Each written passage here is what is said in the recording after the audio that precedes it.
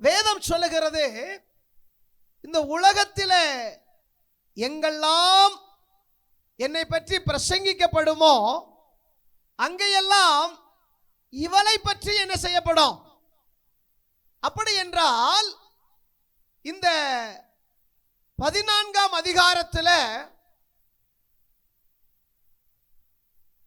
லாசருவின் சகோதரியாகிய மரியாளை குறித்து, அவள் தைலத்தை ஊற்றுகிற அந்த சம்பவத்தை நம்ம இங்க படிக்கிறோம். இது 14ஆம் அதிகாரத்தில் இருக்கிறது. யோவான் 12ஆம் அதிகாரத்திலும் இருக்கிறது. இப்போது கவனியுங்கள், இந்த சுவிசேஷம் எங்கெல்லாம் பிரசங்கிக்கப்படுமோ அங்கெல்லாம் இவளை நினைப்பதற்காக இவளை பத்தி என்ன செய்யப்படும்.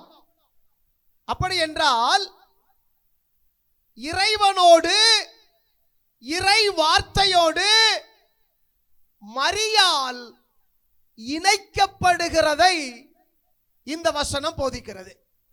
இப்போது கவனியுங்கள், இப்ப மரியாள் இயேசுவின் தலையிலே தைலத்தை ஊற்றுகிறாள். அது பாதம் வரைக்கும் வடிந்து வருகிறது. தன்னுடைய தலைமயிரினால் இயேசுவின் பாதங்களை துடைக்கிறாள். முதலாவது அவளை யூதாஸ் தான் என்ன பண்றான், விமர்சனம் செய்கிறான். இயேசு என்ன பண்றான், மரியாளை விமர்சனம் செய்கிறான். 300 பணம் ஆகுமே, ஏன் இந்த தைலத்தை வீணாக்குன, இதை தரித்திரருக்கு கொடுத்திருக்கலாமே என்று மார்க்கிலையும் யோவான் 12ஆம் அதிகாரத்திலும் அவன் சொல்லுகிற அந்த பதிவை நாம் பார்க்க முடிகிறது. இப்ப இந்த 2 பேரை வச்சு தான் இந்த அதிகாரத்தை தியானிக்க போகிறோம். ஒன்று, மரியாள் இறைவனோடும் இறை வார்த்தையோடும் அவ என்ன செய்யப்படுகிறாள், இணைக்கப்படுகிறாள்.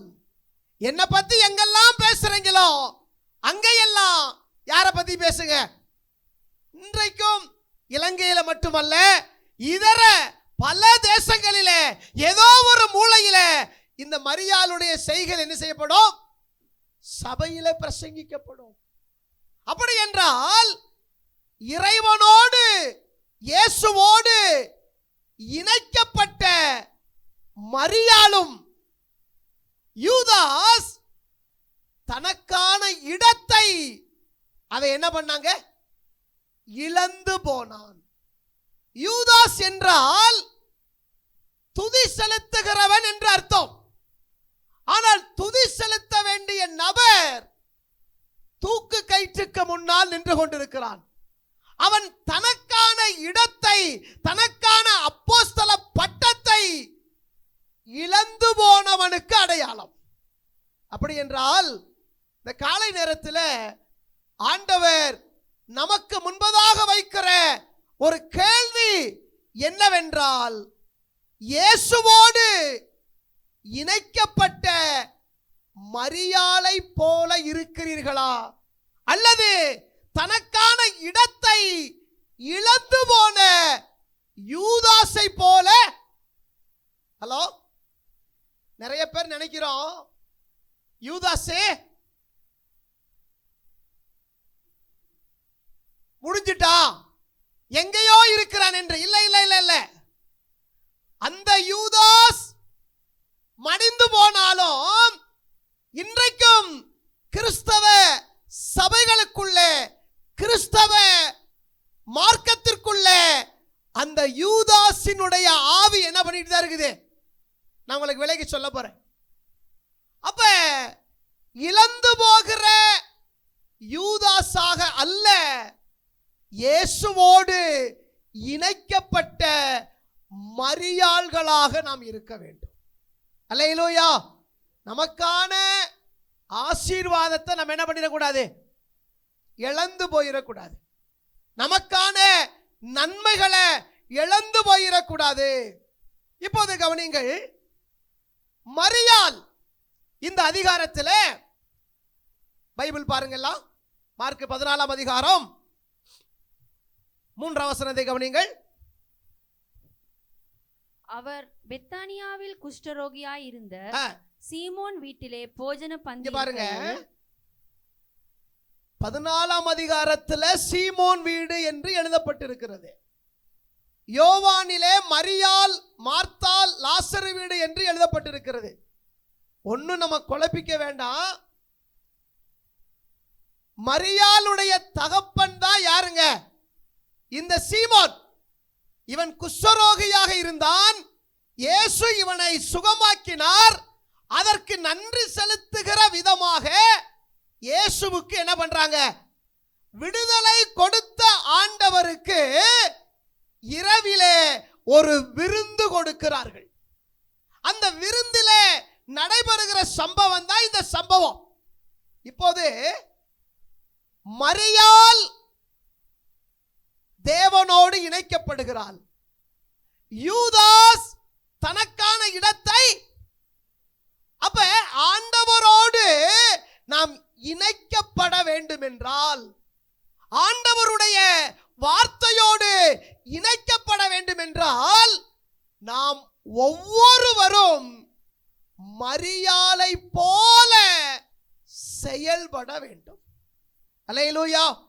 எப்படிங்க? நம் ஒவ்வொருவரும் மரியாளை போல செயல்பட வேண்டும். ஏனென்றால் யூதாஸ் காரியோத்து நிறைய சிறப்புகள் இருக்கிறது. அவனுக்கு அந்த டீம்ல 12 சீசர்கள்லயே அதிகம் படிச்சவன் யாருதான்? சொல்லுங்க. யூதாஸ் தான். யோவானுக்கு அடுத்து இடது பக்கத்திலே நெருக்கமாக இருந்தவனும் இந்த யூதாஸ் தான். பொருளாளர், பண பொறுப்புகள் எல்லாம் வைத்திருந்தவனும் இவன் தான். ஆனா ரொம்ப சாமர்த்தியமான ஆளு யாரு? யூதாஸ். காட்டி கொடுக்க போகிறான். கடைசி வரைக்கும் யாருக்கு தெரியாது? இயேசுவுக்கு மட்டும்தான் தெரியும். கடைசி வரைக்கும் கூடவே இருக்கிற சீசர்களுக்கு தெரியாது. இவன் தான் நீ போய் செய்ய வேண்டியதை செய்ய அனுப்பிட்டாரு. யோவான் 12ல, சரி 13ல சீசர்கள் எல்லாரும் நினைக்கிறாங்க ஏசப்பா ஏதோ கடைக்கு. அந்த அளவிற்கு சாமர்த்தியமான ஒரு நடிகன். ஆனால் அருமையான தேவனுடைய பிள்ளைகளை, தனக்கான இடத்தை யூதாஸ் என்ன செஞ்சான்? அவன் ஏன் இழந்து போனான் என்றால், நான் சில வார்த்தைகளை சொல்லி மரியாதை பேச விரும்புறேன். யூதாஸ் கர்த்தரோடு இருந்தான், ஆனா கர்த்தருக்காக இல்லை. எத்தனை பேருக்கு புரியுதுங்க? கர்த்தரோடு இருக்கிற 3 வருஷம், ஆனா யாருக்காக வாழல?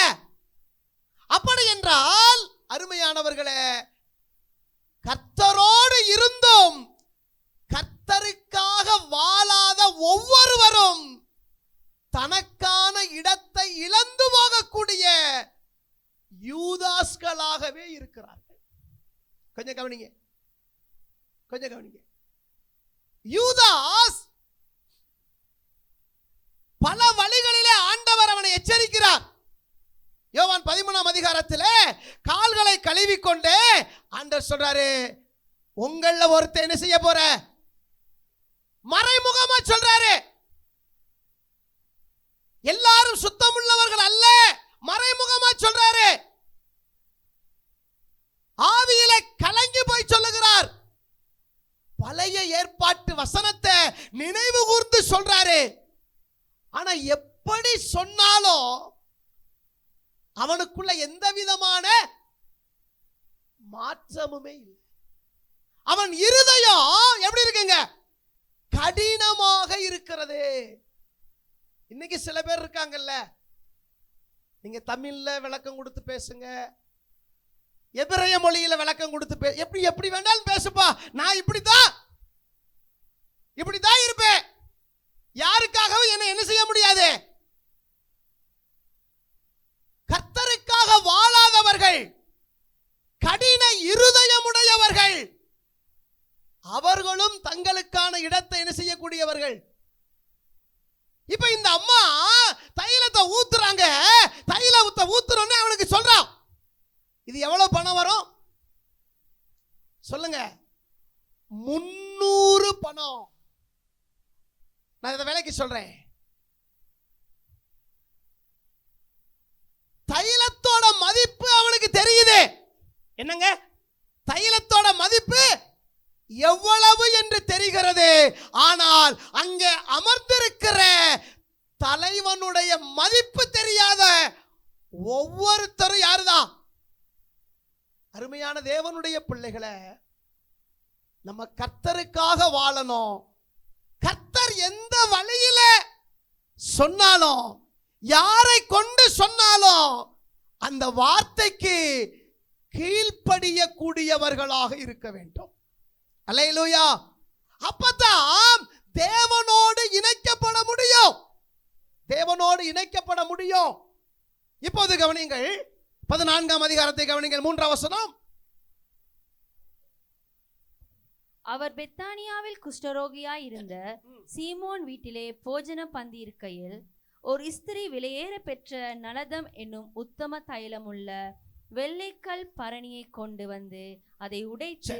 உத்தம தைலம் அப்படின்னாங்க, உத்தம தைலமுள்ள வெள்ளைக்கல் பரணியை, அதாவது கவனிங்க, இங்கே சொல்லப்படுகிற இந்த மரியாள், மார்த்தாளினுடைய சகோதரியாகிய மரியாள் ஆண்டவரின் மீது மிகுந்த அன்பு கொண்டவளாக இருக்கிறார். கவனிங்க, அன்பின் அடையாளமே என்னங்க சொல்லுங்க?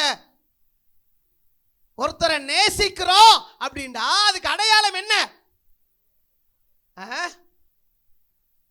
அன்பு என்கிற வார்த்தைக்கு கொடுத்தல் என்று அர்த்தம். அல்லேலூயா. அல்லது இழத்தல். பிதா நம்மை நேசித்தார், தம்முடைய ஒரே மகனாகிய இயேசுவை நமக்காக கொடுத்தார். அல்லேலூயா. இயேசு நம்மை நேசித்தார், தம்முடைய ஜீவனையே நமக்காக கொடுத்தார். அப்ப அன்பின் அடையாளம் அல்லது அன்பு என்கிற வார்த்தையின் பொருளே என்னங்க? சத்தமா சொல்லுங்க. கொடுத்தல் அல்லது இழத்தல். கொஞ்சம் கவனிங்களே. இப்ப வசனம் சொல்லுகிறது, ஆண்டவர் சொல்லுகிறார், மரியாள் தன்னால் இயன்றதை கொடுத்தால். தன்னால். இப்போது கவனிங்கள், ஆண்டவரோடு இணைக்கப்பட்டிருக்கிற மரியாள் இன்றைக்கு அகிலம் முழுவதும் பேசப்படுகிற இந்த மரியாள் ஆண்டவருக்கு எப்படி கொடுத்தாலாம்? சில பேர் சொல்லுவாங்க, உன்னை ரொம்ப நான் நேசிக்கிறேன், உங்களை ரொம்ப. இந்தியாவில் ஒரு விளம்பரம் போடுவாங்க டிவியில, மனைவியை நேசிக்கிறவங்க பிரஸ்டீஜ் வேணாண்டு குக்கர், மனைவியை நேசிக்கிறவங்க பிரஸ்டீஜ் குக்கர் வேணாம்னு. அப்படின்னு என்ன அர்த்தம்? வாங்கி கொடுப்பாங்கன்னு அர்த்தம். அப்ப அன்பு என்பது ஏதோ வாயிலேயே வடை சுட்டிட்டு போறது சொல்லுங்க. அன்புங்கிறது வாயிலேயே வடை சுடுற வேலை இல்ல. நான் அதை தருவேன், இதை தருவேன், இதை செய்வேன், அதை செய்யணும், கொடுக்கணும். அவர்களுக்காக எதையும் இழப்பதற்கு தயாராக வேண்டும். மரியாள் இங்கே தைலத்தை கொடுக்கிறாள். ஒரு ஆண்டு வருமானத்தை இயேசுவுக்காக இழக்கக்கூடியவளாக இருக்கிறாள். அன்பான தேவ பிள்ளைகளே, இயேசுவோடு நாம் இணைக்கப்பட வேண்டும். மரியாள் முதலாவது உத்தம தைலம் அப்படின்னா என்ன அர்த்தம்? அப்படின்னா கலப்படமற்றது. என்னங்க? அவ கொடுத்த தைலம் என்னதுங்க? உத்தம தைலம் என்றால் கலப்படமற்றது, ஃபர்ஸ்ட் குவாலிட்டி, முதல் தரமானதை ஆண்டவருக்கு கொடுத்தார். மரியாள் எப்படி கொடுத்தால்? முதல் தரமானதை. ஏன் முதல் தரமானதை கொடுத்தா? தான் சந்தித்த நபர்களிலேயே இயேசுவை மட்டும்தான் முதல் தரமானவராக பார்த்தாள். அல்லேலூயா. நான் சந்தித்த நபர்களிலேயே இவர் தாயா மேன்மையுள்ளவர், இவர் தாயா கனத்திற்குரியவர். பாருங்க, எப்பயோ ஒரு தடவை பார்க்கிற மரியாளுக்கு தெரிஞ்சிருக்கிறது மனுஷகுமாரனாகிய இயேசுவின் மேன்மை. இந்த தைலத்தை விட என் தலைவன் மதிப்புக்குரியவர். ஆனா கூடவே இருக்கிற யூதாசுக்கு தெரியல. தலைவரை விட, தகப்பனை விட எதை மேன்மையா பார்க்கிறான்? தைலத்தை, 300 பணத்தை. கொஞ்சம் கவனிங்களே. அப்ப மரியாள் முதன்மையானவைகளை என்ன செய்கிறா? அருமையான தேவனுடைய பிள்ளைகளை, நான் எங்க சபையில சொல்லியிருக்கேன், நான் நடத்துற கர்த்தர் கொடுத்திருக்கிற திருச்சபையில சொல்லுவது உண்டு. மல்கியாவின் புத்தகத்தில் எழுதப்பட்டிருக்கிறது போல, நீ தேவனுக்கு எதை கொடுத்தாலும், ஊழியத்துக்கு பிள்ளைகளை கொடுத்தாலும் சரி, கர்த்தருக்காக பொருத்தனையை கொடுத்தாலும் சரி, பொருளை கொடுத்தாலும் சரி, பணத்தை கொடுத்தாலும் சரி, முதல் தரமானதை தேவனுக்கு கொடுங்க. நல்லா கவனிக்கிறீங்களா? பலவீனமான பிள்ளைங்களை கொடுக்கிறது, நல்லா படிக்கிறவனெல்லாம் டாக்டர், இன்ஜினியர், கலெக்டர், அப்படி படிப்பே வரலையா பாஸ்டர் ஆக்கி விட்டேன். கிறிஸ்தவத்தில் அப்படி ஒரு ஆவிக்குரிய நோய் வந்திருக்கு. படிக்கவே எதுவுமே வரலையா வேலைக்கு போ, பாஸ்டர் ஆக்கி விட்டு. ஒருவேளை கர்த்தருடைய அழைப்பு இருந்தாலும் சில பேர் சொல்றது சோம்பேறியா இருப்பான். அருமையான தேவனுடைய பிள்ளைகளை, தேவனுக்கு கொடுக்கிறதை நம்ம எப்படி கொடுக்கணுங்க? பிள்ளையாக இருந்தாலும் சரி, பொருளாக இருந்தாலும் சரி, நேரமாக இருந்தாலும் சரி, முதல் தரமானவைகளை தேவனுக்கு செலுத்த வேண்டும். அல்லேலூயா. மரியாள் ஆண்டவருக்கு முதல் தரமானவைகளை கொடுத்தாள் என்று இந்த வேத பகுதி சொல்லுகிறது. இரண்டாவது 8ஆம் வசனத்தை கவனியுங்கள். இவள் தன்னால் இயன்றதை செய்தாள், நான் அடக்கம் பண்ணப்படுவதற்கு. இவள் தன்னால், அப்படின்னா என்ன அர்த்தம்? கடை வாங்கி செஞ்சிரல, இல்ல இன்னொருத்த ஓசி வாங்கி செஞ்சிரல, தன்னால் முடிந்தது. அந்த அம்மா பெரிய பணக்காரியா? ஹலோ, பெரிய பணக்கார வீட்டம்மாவா? இல்ல. நைட்டு சாப்பாட்டுக்கு வேலைக்காரி எல்லாம் வைக்கல, அவங்களே சமைச்சு அவங்களே இயேசுவுக்கு என்ன பண்றாங்க? பரிமாறுகிற ஒரு சாதாரணமான ஒரு ஏழை குடும்பம். ஆனா அப்படிப்பட்ட மரியாள் முதல் தரமானதை கொடுத்தது மட்டுமல்ல, தன்னால் முடிந்த காரியம் என்றால் 5ஆம் வசனத்தை கவனியுங்கள்.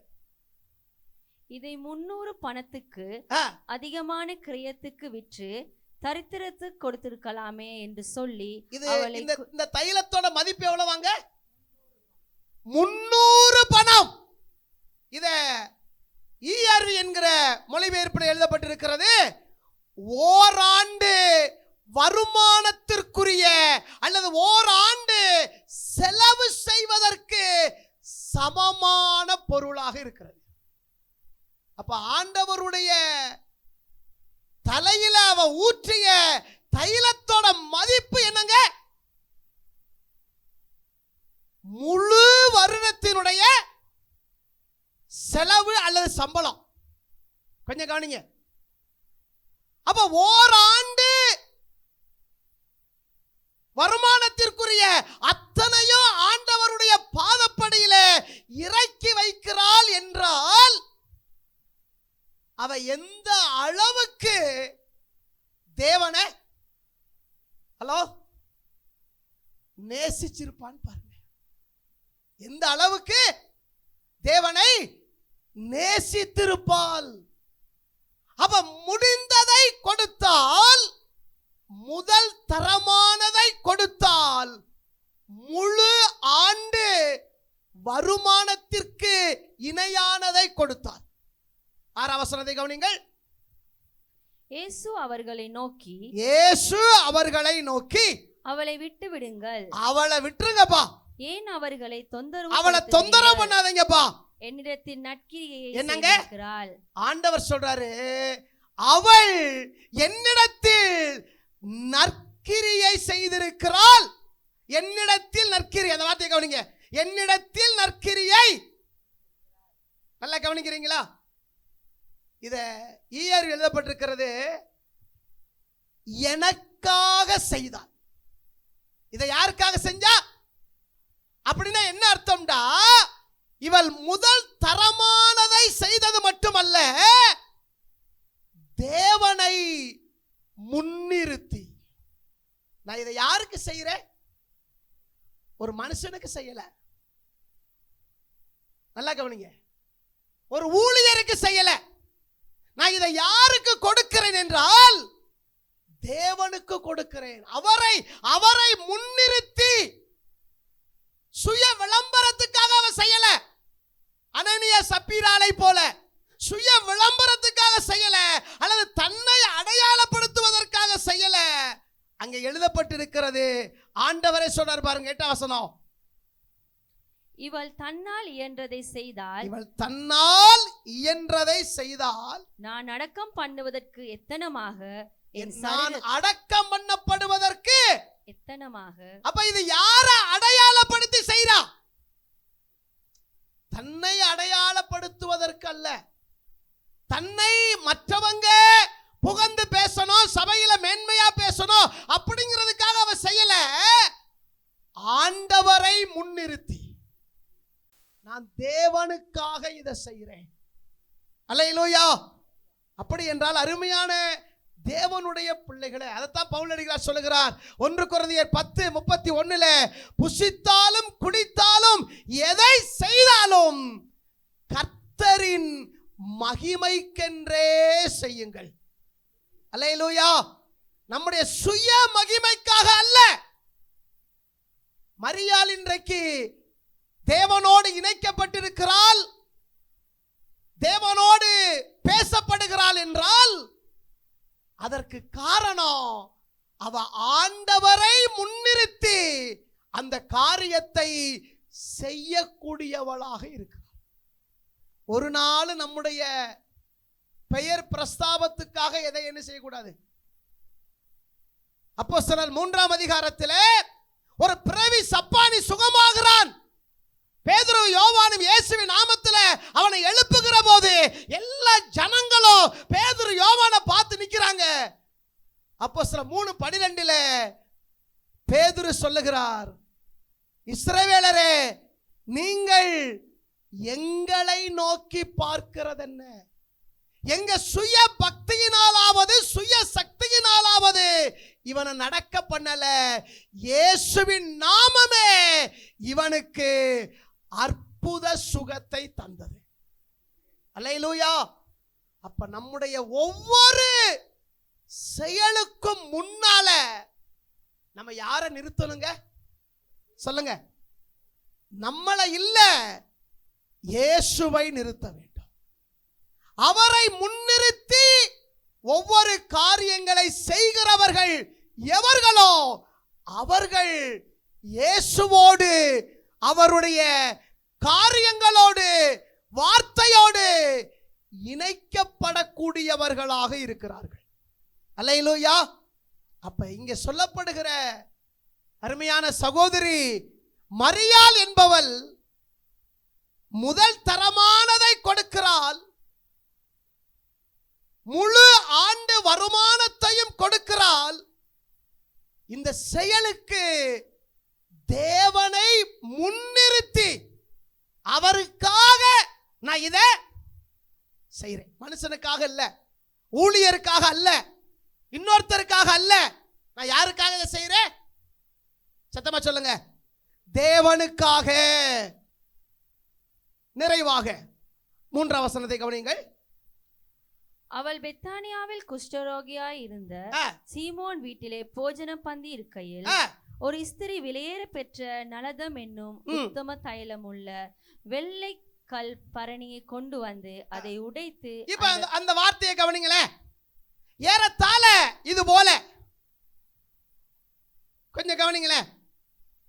450 மில்லி அல்லது 1/2 லிட்டர் பெருமானமான ஒரு தைலத்தை அந்த அம்மா கொண்டு வந்து, கவனிங்க, இப்படி தைலத்தினுடைய சென்டோடைய பரிமள தைலத்தினுடைய மூடிய திறந்து அரைவாசிய ஊத்திட்டு, சரி ஏதோ அரைகுறைய நனைஞ்சிருச்சு, ஏதோ ஊத்திட்டோம் அப்படின்ட்டு அரைவாசிய ஊத்திட்டு, அரைவாசி நெஞ்சிரல மூடி அப்புறம் தேவைப்படும் நமக்கு, அப்படி வைக்கல, மூடிய திறந்து ஊத்தல. அழகா பைபிள் சொல்லுது பாருங்க, அவள் அந்த 1/2 லிட்டர் பெருமானமான தைலத்தை உடைத்து, அப்படின்னு அர்த்தம், மிச்சம் வைக்கவே அப்புறம் பார்த்துக்குவோம் நாளைக்கு வச்சுக்குவோம் அப்படின்ற பேச்சே இல்ல. அவ உடைச்சிட்டா, மூடியவே உடைச்சிட்டா, ரெண்டா உடைச்சு தைலத்தை ஊற்றுகிறாள். அது வீடு முழுவதும் என்ன செய்யுது, கவனிக்கிறீங்களா? வீடு முழுவதும். அப்படி என்றால் மரியாள் முதல் தரமானதை மட்டுமல்ல, முழு ஆண்டு வருமானத்தை மட்டுமல்ல, தேவனை முன்னிறுத்தி மட்டுமல்ல, முழுமையாக கொடுத்தார். அருமையான தேவனுடைய பிள்ளைகளை, முதல்ல நம்மளையே தேவனுக்கு எப்படிதான் கொடுக்கணும் சொல்லுங்க, முழுமையாக. அதனாலதான் 613 நியாய பிரமாணத்துல முதலாவது பிரமாணம் உபாகமம் 6ஆம் அதிகாரம் 4ஆம் வசனம் 5ஆம் வசனம் சொல்லுகிறது, இஸ்ரவேலே கேள், உன் தேவனாகிய கர்த்தர் ஒருவரே கர்த்தர், அவரை உன் முழு இருதயத்தோடும் முழு ஆத்துமாவோடும் முழு பலத்தோடும் அன்பு கூறுவாயாக. ஆண்டவருக்கு எப்படி கொடுக்கணும்? இன்னைக்கு ஆண்டவருக்கு நம்ம எல்லாம் முழுசா கொடுத்திருக்கிறோமா? பொருளை விடுங்க, பணத்தை விடுங்க, முதல்ல நம்மை தேவனுக்கு முழுமையாக கொடுத்திருக்கிறோமா? ஹலோ, இந்த சின்ன இருதயத்தை உனக்கு நான் தர்றேன், உனக்கு தர்றேன், உனக்கு தர்றேன். சர்ச்சுக்கு வந்து ஏசப்பா உனக்கோ, அவர் என்ன நினைப்பாரு, என்ன கேட்பாரு, எல்லாத்தையும் அங்கங்க பிச்சு கொடுத்துட்டு இந்த முட்டு இருதயத்தை எத்தனை பேத்துக்கு நான் கொடுப்பேன்? ஹலோ, கவனிக்கிறீங்களா? அருமையான தேவனுடைய பிள்ளைகளை, தேவனை முன்னிறுத்தி செய்வது மட்டுமல்ல, எப்படிங்க முழுமையாக தேவனுக்கு நம்ம எப்படி கொடுக்கணும்? நம்மையும் முழுமையாக கொடுக்கணும், நம்முடையதையும் முழுமையாக கொடுக்க வேண்டும். அல்லேலூயா. ஏண்டா நமக்கு எல்லாத்தையும் கொடுத்தது யாருங்க? ஐயா, நம்ம எங்க இருந்தோம்? பாவத்துல, சாபத்துல, வியாதியில கிடந்தோம். இப்படி நிலைமையில இருந்த நம்மை நமக்கு விடுதலை கொடுத்தது அவர்தான். அல்லேலூயா. விடுதலை கொடுத்தது அவர்தான். எபிரேயர் 12:1, ரோமர் 12:3, அப்போஸ்தலர் 3:16. விடுதலை கொடுத்தவர் மட்டுமல்ல, நம்முடைய இருதயங்களிலே விசுவாசத்தை கொடுத்தது அவர்தான். அல்லேலூயா. ரட்சிப்பு என்கிற, சமாதானம் என்கிற விலையேற பெற்ற நன்மைகளை தந்து 2 கொரிந்தியர் 9:15 படி ஒவ்வொரு நாளும் விவரிக்க முடியாத காரியங்களை செய்து கொண்டிருக்கிறார். அல்லேலூயா. அப்படிப்பட்ட தெய்வத்துக்கு நம்மை, நம்முடைய குடும்பத்தை, நம்முடையவைகளை எப்படி கொடுக்கணும் சொல்லுங்க? முழுமையாக. தேவனுக்கு எது கொடுத்தாலும் எப்படித்தான் இருக்கணும் சொல்லுங்க? முழுமையாக, நிறைவாக. 14:8, இவள் தன்னால் இயன்றதை செய்தால், இவள் தன்னால் இயன்றதை செய்தால், நான் அடக்கம் பண்ணுவதற்கு எத்தனமாக என் சரீரத்தில் தைலம் பூச முந்திக் கொண்டாள். ஐயா, அந்த கடைசி வார்த்தையை மட்டும் ரவுண்ட் பண்ணிக்கங்க. முந்தி செய்தால் என்ன செஞ்சாலாம்? தைலத்தை பூசுவதற்கு என்ன முந்தி கொண்டால் என்ன பாருங்களேன். இனி ஒரு 6 நாள் கழிச்சு இயேசு மரிக்க போகிறார். 6 நாள் கழித்து ஆண்டவர் மரிக்க போகிறார். யூத வழக்கத்தின்படி அதற்கப்புறம் அவர் மரித்த 3வது நாளிலே பொதுவாக பெண்கள் அந்த உடலை சீர்படுத்துவதற்கு தைலத்தை கொண்டு போவார்கள். அதைத்தான் இந்த மார்க்கு 16ஆம் அதிகாரத்தில் மற்ற மரியாள்களும் மற்ற பெண்களும் தைலத்தை எடுத்துக்கொண்டு எங்க போறாங்க? கல்லறைக்கு போகிறார்கள். அங்கே போகிற போது கல்லறை திறந்திருக்கிறது. இயேசுவின் சரீரம் அங்க, அவர் உயிர் தெழுந்து போய்விட்டார். அப்ப எல்லார் கையில என்ன இருக்கு? தைலம் இருக்கு. அதை பெற்றுக்கொள்வதற்காக யார் இல்ல? அதைத்தான் பைபிள் சொல்லுது. இந்த அம்மாவும் இந்த மரியாளும் அந்த பெண்களை போல நான் அப்புறம் கொடுத்துக்கிறேன், 6 நாள் கழிச்சு பார்த்துக்குவோம் அப்படின்னு நினைச்சிருந்தா இந்த அம்மா வச்சிருந்த தைலம் என்ன போயிருக்கும்? இந்த சம்பவமே இருக்காது பைபிள்ல. உலகமெல்லாம் அவளை பற்றி என்ன செய்ய மாட்டாங்க? ஆண்டவரோடு ஆண்டவருடைய சுவிசேஷத்தோடு இணைக்கப்பட்டிருக்க மாட்டாள். அன்பான தேவ பிள்ளைகளே, இந்த மரியாள் முதன்மையானதை கொடுத்தால், முதல் தரமானதை கொடுத்தால், அதை எப்படி கொடுக்கறாங்க சொல்லுங்க? நம்ம அப்படி செய்யும் போது இந்த உலகம் என்னதான் சொல்லும்? யூதாசை போல விமர்சனம் பண்ணும். விமர்சனம். தேவனுக்காக ஒரு செயலை இவ செய்றா, இது தேவனுக்கான செயல், தேவனை அடையாளப்படுத்துகிற செயல். அப்ப தேவனுக்காக தேவனை அடையாளப்படுத்துகிற ஒரு செயலை செய்யும் போது உலகம் கூடவே இருக்கிறவங்க எல்லாரும் என்ன பண்ணுவாங்க? விமர்சனம் செய்வாங்க. ஆனால் நீங்க உலகம் சொல்லுகிற விமர்சனங்களை கேட்க கூடாது. ஆண்டவர் சொல்லுகிறார், உலகம் விமர்சிக்கலாம், ஆனால் ஆண்டவர் விலையேற பெற்றது என்கிறார். ஐயா, உங்களுடைய செயல்களுக்கான அங்கீகாரம், பாராட்டு எங்க இருந்து தான் வரணும்? ஒவ்வொரு நாளும் நாங்கள் ஊழியத்தை குடும்பமாக 4 திருச்சபையில் நடத்தி வரும்போது என் மகன்கிட்ட சொல்லுவேன், கொஞ்சம் கீபோர்டு போடுவேன் நல்லா. நான் என் மகன்கிட்ட சொல்லுவேன், எப்பா நீ நல்லா கீபோர்டு போடுறதுனால சில பேர் பாராட்டுவாங்க, அதனால கொஞ்சம் காலரை தூக்கிறாத. என்னைக்கா ஒரு நாளைக்கு நீ நல்லா கீபோர்டு அடிக்கலன்னு வச்சுக்க, ஏதாவது சொதைப்பிட்டேன்னு வச்சுக்க, அதே வாங்கி என்ன செய்ய உனைய? ஆமா. அதனால எப்பொழுதுமே ஆண்டவருடைய பாராட்டை விரும்ப வேண்டுமே தவிர, இறைவனுடைய பாராட்டை எதிர்பார்க்க வேண்டுமே தவிர, இவ்வுலக பாராட்டை என்ன செய்யக்கூடாது? இந்த உலகம் நம்மளை விமர்சிக்கும். நீங்க ஆண்டவருக்காக ஓடும் போது, ஆண்டவருக்காக சில காரியங்களை செய்யும் போது பல விதங்களில் விமர்சனம் செய்வார்கள். என்ன கூட சொல்லுவாங்க, இசைக்கேல் என்கிட்ட ஒரு வாகனம் இருக்கிறது, கார் இருக்கு, அந்த காரோட விலை இந்திய விலை வெறும் 40,000 ரூபா. ஒரு 2 வருஷத்துக்கு முன்னாடி, நான் நினைக்கிறேன் இப்ப கொஞ்சம் கம்மியா இருக்கும், வெறும் 40,000 தான் இந்திய பணத்துக்கு. அந்த காரை என்னைய தவிர வேற யாராலையும் என்ன செய்ய முடியாது. ஆமா, ஒரு முறை பாசம்மாவுடைய அண்ணன், இன்னைக்கு கூட அவர் தான் போயிருக்காரு, ஒரு தடவை அவர் இயக்கியிருக்காரு. நான் இந்த மாதிரி வெளிநாட்டுக்கு வரும்போது ஒரு கண்ணை வெளியே கொண்டு வந்துட்டாரு, ஹெட்லைட் என்ன செஞ்சிருச்சு, நான் போறேன், அது வெளியே தவண வாக்கில் இருக்கு. என்னடா கண்ணு வெளியே தவண வாக்கில் இருக்கு, ஏதோ ஆட்டக்காரன் வந்து இடிச்சிட்டான். நல்லா கவனிங்க, அந்த காரை ஒரு நாள் என் வீட்டுக்கு முன்னாடி நான் பூட்டுனதே கிடையாது, அதை அடைச்சதே கிடையாது. ஏண்டா அதை எவனும் எடுக்க மாட்டான், எடுத்து கொஞ்சம் தூரம் எவனால் நகட்டவே முடியாது. உண்மைதான்.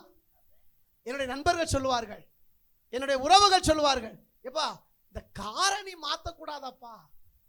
நான் சொல்லுவேன், உங்களுக்கு என்னமோ அது பார்க்கும் போது டப்பாக்கார மாதிரி தான் தெரியும், ஆனா 10 ஆண்டுகளுக்கு மேலாக அது பத்திரமாய் கொண்டுட்டு வருகிற ஆண்டவர் கொடுத்த காரியம். உங்க பார்வைக்கு அது அற்பமா இருக்கலாம், ஆனா அது மதிப்பு கம்மியா இருக்கலாம், ஆனா அது யாரு கொடுத்ததுங்க?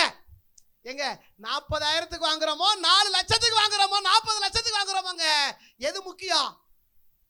பாதுகாப்பா போயிட்டு எத்தனை பேர் சத்தியம் புரிஞ்சிருக்கு? இந்த உலகம் நம்ம எப்படி வாழ்ந்தாலும் என்ன செய்வாங்க சொல்லுங்க? விமர்சனம் பண்ணத்தான் செய்வாங்க. விமர்சனத்தை தூக்கி வெளியே போடுங்க.